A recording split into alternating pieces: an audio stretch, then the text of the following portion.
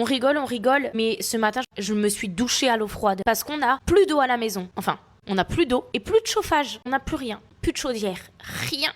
Pour vous expliquer un petit peu, hier, quand je prends ma douche, je me rends compte que c'est quand même froid. Genre c'est froid, chaud et tout, je me dis... Il y a un problème d'habitude, c'est pas comme ça. Au fur et à mesure de la journée, on se rend compte qu'on a plus de chauffage, que l'eau chaude elle vient plus. Donc on appelle le technicien qui est venu il y a une semaine. On se dit c'est bizarre quand même, il est venu il y a une semaine, tout marchait bien. Et dès qu'il arrive, il était pas loin, il nous dit je passe et il voit sur le compteur de gaz qu'il avait été éteint.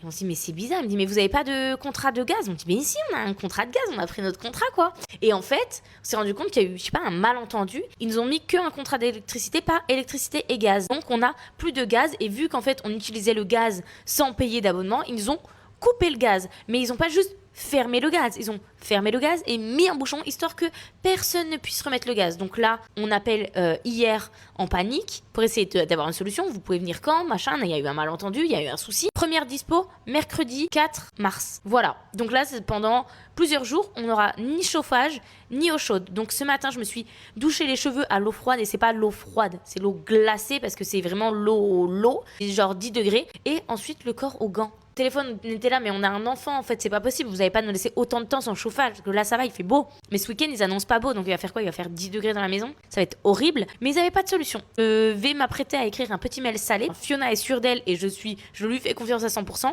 Elle a demandé gaz et électricité pour qu'on allait faire un contrat que d'électricité alors qu'on se chauffe au gaz, genre. Quand même, je vais faire un petit mail bien salé parce qu'en plus de ça, ils nous font payer 20 € de mise en service. Ça me fait très peu plaisir. Très très peu.